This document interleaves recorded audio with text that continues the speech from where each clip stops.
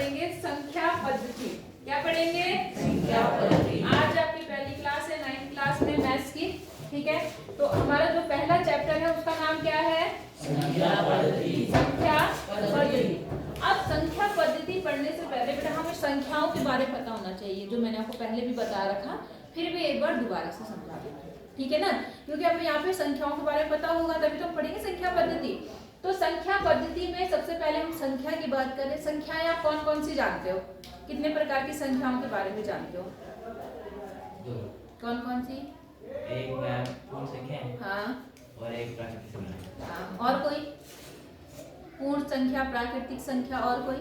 सम संख्या, विषम संख्या। चलो सम संख्या, विषम संख्या भी हो गई। और भाज्य संख्या, भाज्य संख्या, भाज्य संख्या, भाज्य संख्या, भाज्य अभाज्य और धनात्मक और ऋणात्मक, धनात्मक ऋणात्मक, है ना।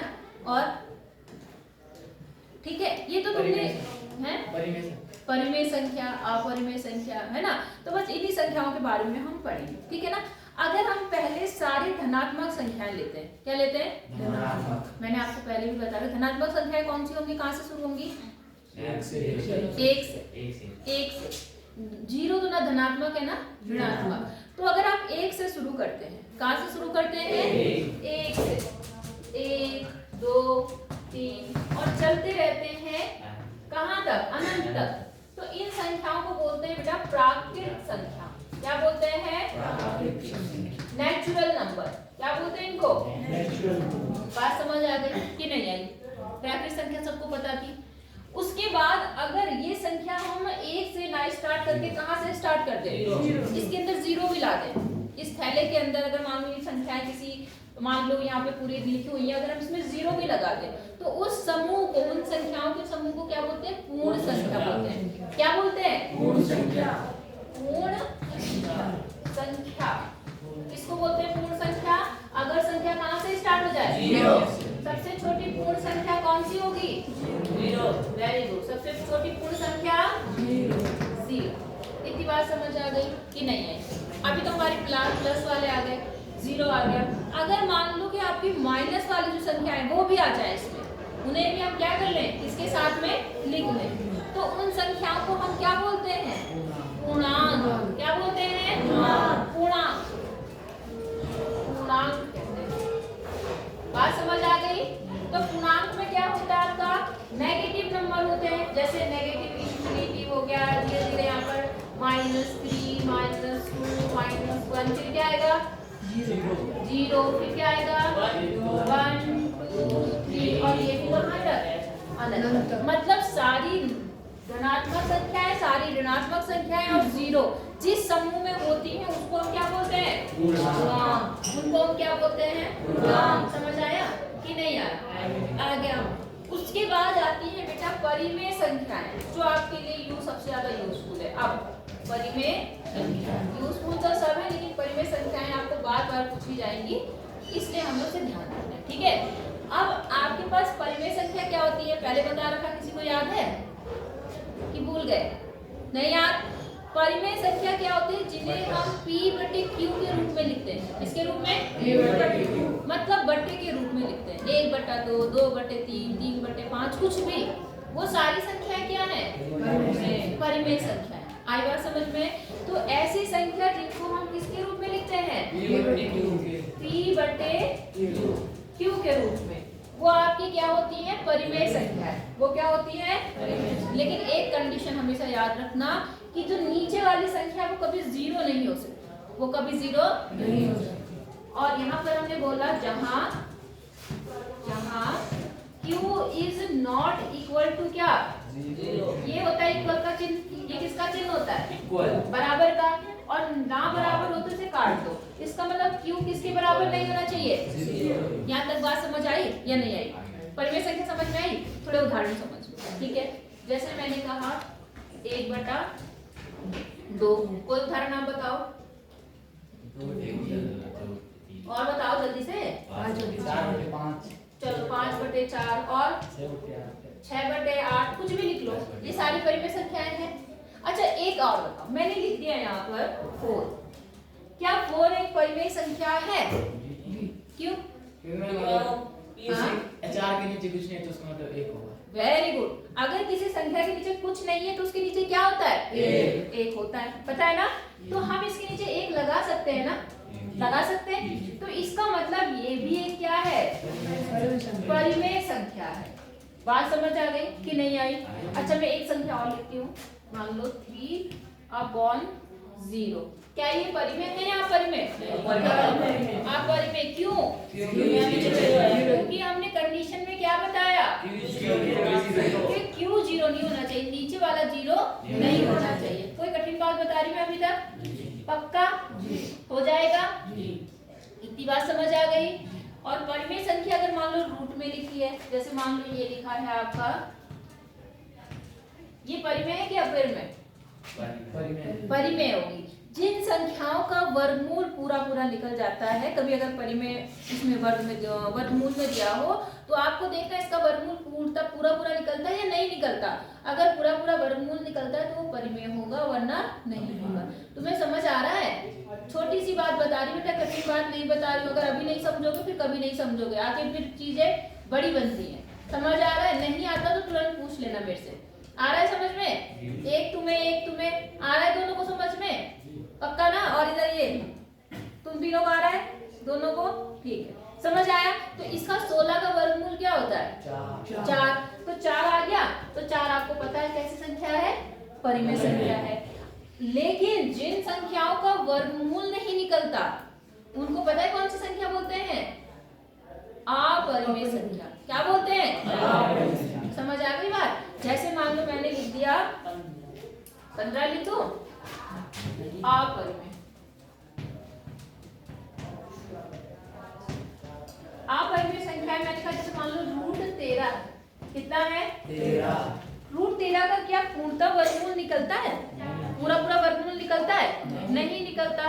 तो ऐसी संख्या को हम क्या बोलेंगे? अपरिमेय संख्या। कोई दिक्कत नहीं होगी मेरे ख्याल से, या है दिक्कत? नहीं है ना? हो जाएगा पक्का। अब एक्सरसाइज में आ जाए, देखे पहले एक्सरसाइज में क्या क्या बोल रहा है। चलो ठीक है, एक्सरसाइज निकाल लो। परिमेय अपरिमेय आपको अच्छे समझ में आ गया। अब आते हैं हम 1.1 पर। बिटा दो इसको, ये उतारना है तो बेटा पहले उतार लो, फिर एक्सरसाइज स्टार्ट करते हैं। ठीक है, उतारो। देखो बेटा, प्रश्नावली 1.1 में जो क्वेश्चन नंबर फर्स्ट है आपका, आप उसका आंसर देंगे मुझे। ठीक है, क्या 0 एक परिमेय संख्या है? क्या आप इसे P/Q के रूप में लिख सकते हैं, जहां P और Q पूर्णांक है और Q नॉट इक्वल टू क्या है? 0। बताओ, क्या 0 एक परिमेय संख्या है? हाँ या ना? क्यों है? 0 के नीचे तो 1 लगेगी। बिल्कुल, हमने क्या बोला है? नीचे 0 नहीं आना चाहिए, ऊपर 0 से चल सकता है। तो हम कहेंगे बिल्कुल 0 क्या है? एक परिमेय संख्या, सॉरी हाँ परिमेय संख्या है। क्यों? क्योंकि हम इसे P/Q के रूप में लिख सकते हैं। बन गया ना P/Q? देखो ये P हो गया, ये Q हो गया, और जहाँ P और Q, P तो 0 है लेकिन Q 0 के बराबर नहीं है। तो इसका आंसर आपको समझ आ गया। कैसे लिखेंगे? हाँ 0 एक परिमेय संख्या है। उन्होंने कहा क्या इसे आप परिमेय P/Q के रूप में लिख सकते हैं, तो आप क्या करेंगे? 0/1 लिख दिया, P/Q के रूप में बन गया ना। फिर उसके बाद इन्होंने क्या बताया कि PQ1, ये तो अलग बात है, इन्होंने कंडीशन दी। बोलो समझ आया कि नहीं आया? आ गया? तो इजी सवाल था। दूसरे पे आ जाए। ठीक है, दूसरा सवाल देखो क्या बोल रहा है। वो बोल रहा है 3 और 4 के बीच 6 परिमेय संख्या ज्ञात कीजिए। किसके बीच? 3 और 4। इससे कठिन सवाल आपने साथ में कर रखा। ठीक है, संख्या क्या है? 3 और 4। इसके बीच कितनी परिमेय संख्या निकाली है? बीच 6 परिमेय संख्या निकाली। बोलो बात समझ आ गई आपको? अब देखो बेटा, मैंने आपको 7 में बताया, किसी को याद है क्या करते हैं? बताओ।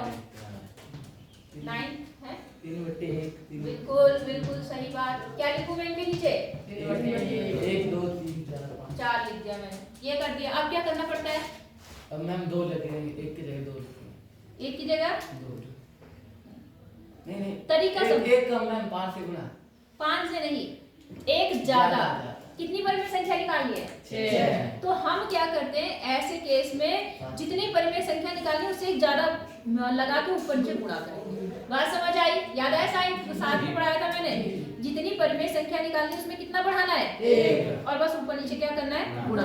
तो कितनी परिमेय संख्या निकालनी 6। है? तो हम कितने से गुणा करेंगे? 7। तो यहाँ पर भी हम क्या करेंगे? 7 से गुणा। बोलो समझ आया? जी।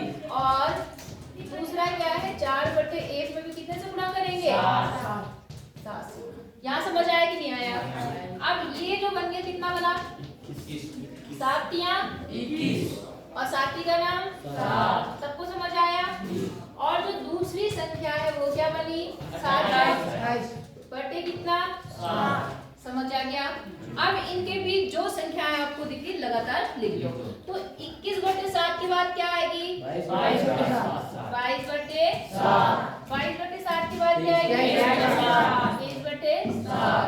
23/7 के बाद फिर 25/7। 25/7 फिर 27/7। हो गई पूरी? 1 2 3 4 5 6 हो गई। कभी कभी तो अभी तो देखो बिल्कुल इस लास्ट पे आ गया है। कभी कभी ऐसा होगा कि इसके बीच में बहुत सारी, अभी भी बहुत सारी बन सकती हैं, लेकिन अभी जैसे इन्होंने कहा लास्ट 28 ही है। आरी बात समझ में? कहीं कहीं पे ऐसा होगा कि ये संख्याएं और भी आ सकती हैं, लेकिन हमें कितनी लिखनी है? जितनी वो बोलेगा। समझ आया नहीं आया? पक्का?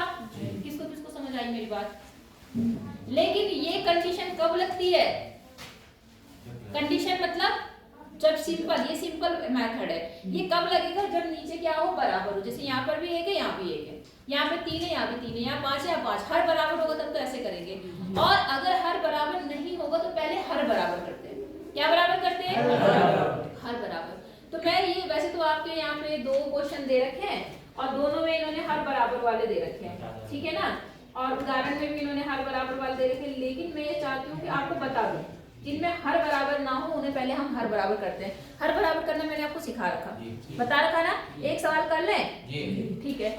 इसको तो करना ही करना है। मान लो एक सवाल हम अपने आप एग्जांपल अपने आप ले लेते हैं। कोई भी 2 संख्याएं बोल दो जिसके हर बराबर ना हो। बोलो। 3/4 5/8 3/4 5/8 की जगह कुछ और ले लो। 7। चलो 7 ले लिया। 5/7। इनके बीच कितनी परिमेय संख्या निकालो? आप बताओ। छोटी कम ही लो, ज्यादा लेने की क्या जरूरत है? 5 ले लेते हैं, ठीक है? इसलिए बोल क्योंकि ज्यादा करना पड़ेगा, जब हमें थोड़ा ये करना है तो थोड़ी ले लेते हैं परिमेय संख्या। बात समझ आई?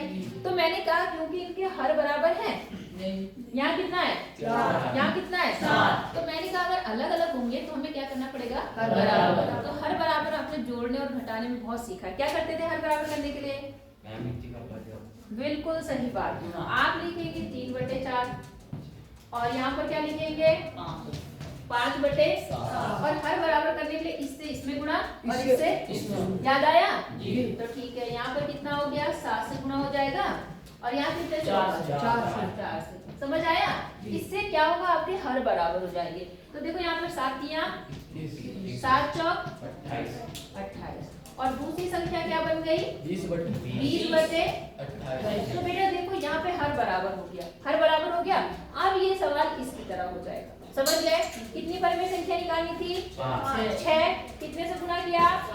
यहाँ कितनी निकालनी है? तो कितने से गुणा करेंगे? समझ आ गया? तो इसका मतलब अब हमें यहाँ पर 5 परिमेय संख्या निकालने के लिए इसको कितने से गुणा करना पड़ेगा? 6 से। बोलो समझ आया? 20/28 को 6 से गुणा कर दिया। समझ आ गया ना? अब देखो यहाँ पर देखो कितना बना। यहाँ हो गया 6 कम 6 6 दूनी 12 और इसको इससे गुणा करेंगे 6 7 6 48 का 8 और 6 12 13 14 15 16 168 आ गया। और दूसरी संख्या क्या बनी? 120/168। अब देखो बेटा उल्टा, इसमें उल्टा समझ रहे हो?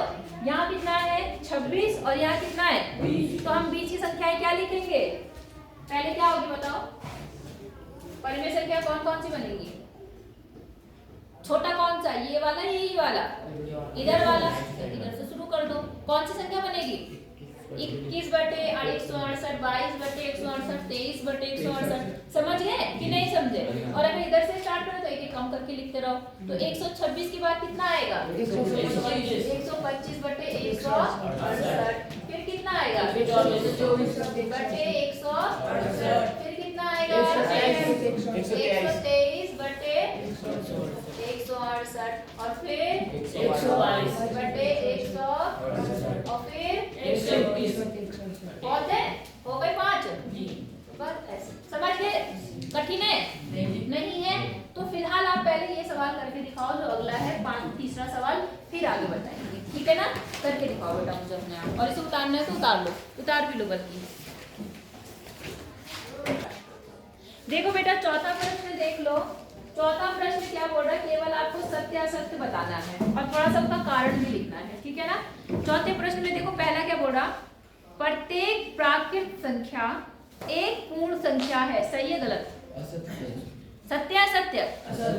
प्रत्येक प्राकृत संख्या कौन सी होती है? एक से शुरू होती है। क्या आप सभी पूर्ण संख्याएं हैं? नहीं है? क्यों नहीं है? प्राकृत संख्या तो पूर्ण संख्या है कि नहीं है? भाई एक से लेकर जितनी वो पूर्ण संख्याएं तो है कि नहीं है? ये बात बेटा सत्य है। प्राकृत संख्या सभी जितनी भी प्राकृत संख्या वो सब पूर्ण संख्या में आती है। आती है नहीं आती है? अच्छा अगला देखो, प्रत्येक पूर्णांक एक पूर्ण संख्या होता है। ये बताओ पूर्णांक में कौन कौन सी संख्याएं आती हैं? माइनस प्लस, और पूर्ण में 0 से सारी प्लस वाली, है ना? तो कह सकते हैं ये असत्य। ठीक है। प्रत्येक परिमेय संख्या एक पूर्ण संख्या होती है। इन्होंने कहा जितनी भी परिमेय संख्या होती है वो पूर्ण संख्या होती है। ये बात क्या है? अब परिमेय संख्या लिख दी मैंने, मान लो मैंने लिख दिया 1/3। ये परिमेय संख्या है या नहीं है? हाँ है ना? लेकिन क्या ये पूर्ण संख्या है? नहीं है ना? तो हम कहेंगे नहीं, क्योंकि पूर्ण संख्या आपको पता है 0 से 1 2 3 4 5 कंप्लीट नंबर होती है। बात समझ आ गई आपको कि नहीं आई? तो तीनों समझ आ गया कि नहीं आया? पहला वाला अगर डाउट हो रहा तो दोबारा समझ लो। इन्होंने कहा प्रत्येक प्राकृत संख्या एक पूर्ण संख्या। प्राकृत संख्या कहाँ से स्टार्ट होती है? 1 2 3। तो अगर मैं इसको 0 ना लगाऊं तो अगर ये प्राकृत संख्या है तो ये आप पूर्ण संख्या नहीं बोलोगे इन्हें? 0 अगर 0 होता तब ये सारी संख्या पूर्ण संख्या बनती।